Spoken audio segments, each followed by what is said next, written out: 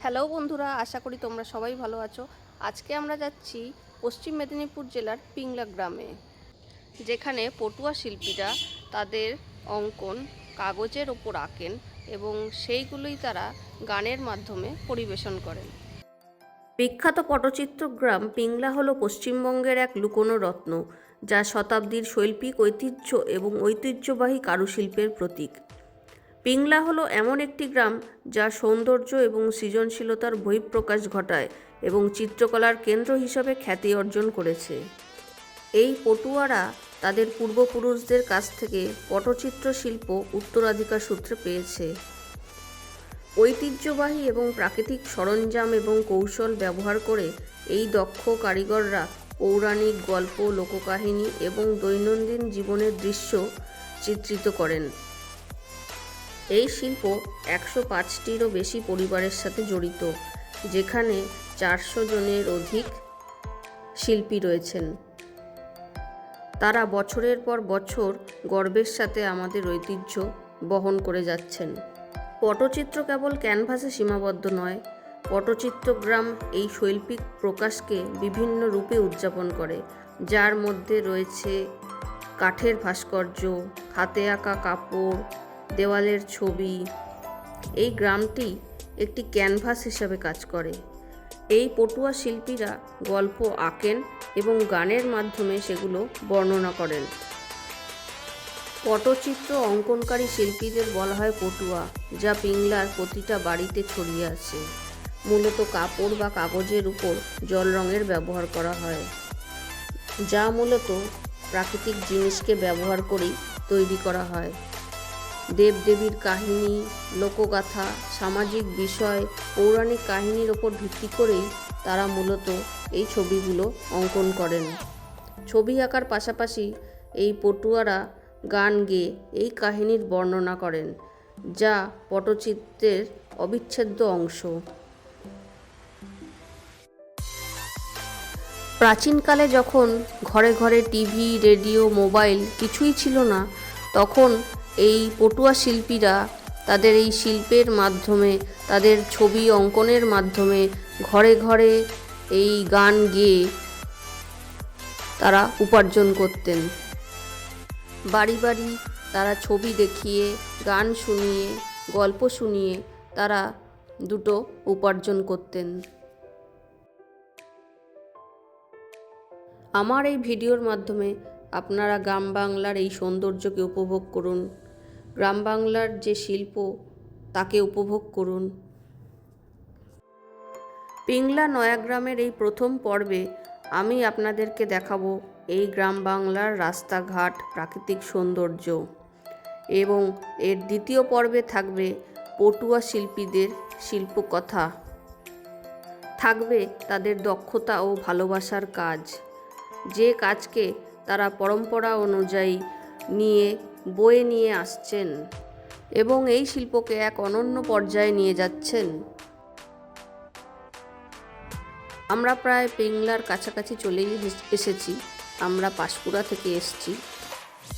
আমরা পাঁশকুড়া থেকে বালিচক হয়ে এই পিংলা গ্রামে এসেছি।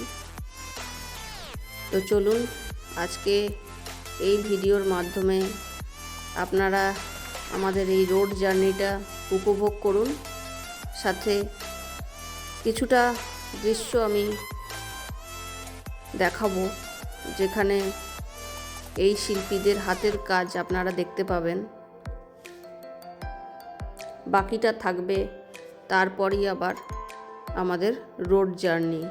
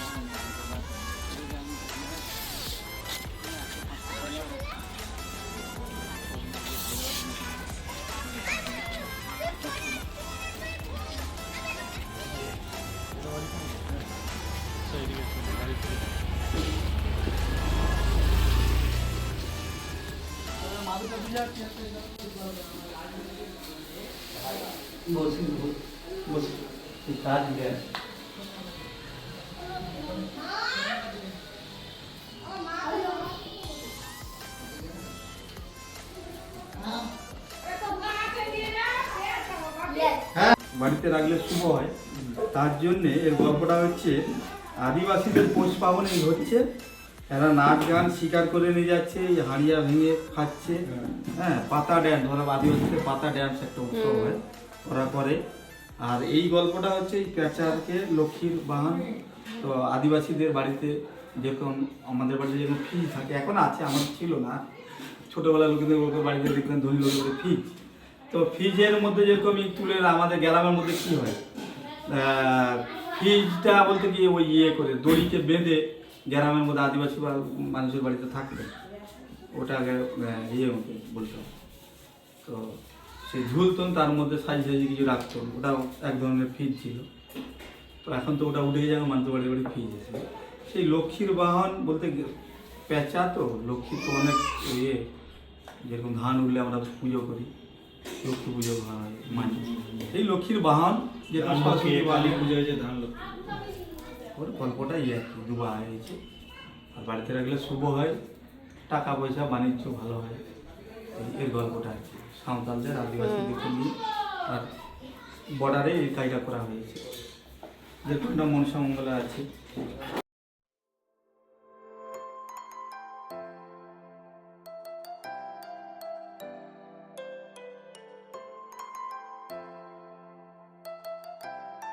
এই পর্বে আপনারা কিছুটা হলেও দেখতে পেলেন পটুয়া শিল্পীদের দক্ষতার কাজ, ভালোবাসার কাজ, যা তারা পরম্পরা অনুযায়ী।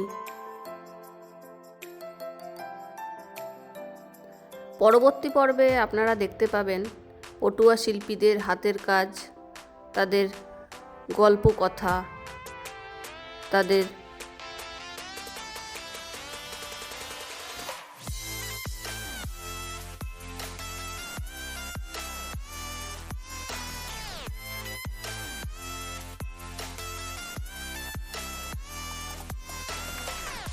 ভিডিওটা যদি ভালো লেগে থাকে তাহলে তোমরা তোমাদের বন্ধু বান্ধব, আত্মীয় স্বজন, পরিবারের সাথে শেয়ার করো।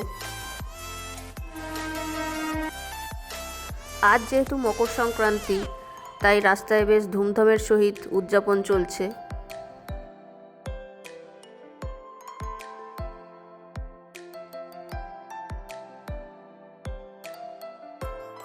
আমরা যাচ্ছি পিংলা নয়াগ্রাম থেকে খড়গপুরের উদ্দেশ্যে। সেই পিংলা নয়াগ্রাম থেকে খড়গপুর যাওয়ার রাস্তাঘাট কেমন, সেটাই তোমরা এই ভিডিওতে দেখতে পাবে।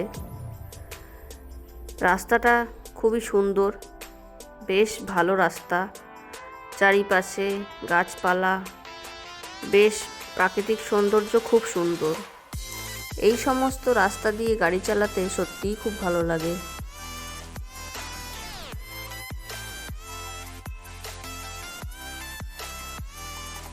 যাই হোক, আজকে আপনারা আমার এই ভিডিওতে এই রোড জার্নিটাই উপভোগ করুন, দেখুন রাস্তাঘাট।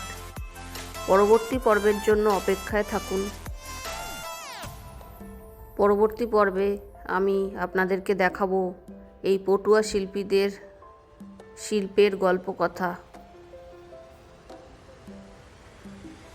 আর আমার এই ভিডিওটা যদি আপনাদের ভালো লেগে থাকে তাহলে চ্যানেলটাকে অবশ্যই একটা সাবস্ক্রাইব করে দেবেন, আপনাদের বন্ধু বান্ধব পরিবারের সাথে একটা শেয়ার করে দেবেন। আর ভিডিওটা যদি ভালো লেগে থাকে তাহলে ভিডিওটায় একটা লাইক করে দেবেন। আর আপনাদের যদি কিছু মতামত থাকে তাহলে অবশ্যই আপনারা কমেন্ট বক্সে কমেন্ট করবেন।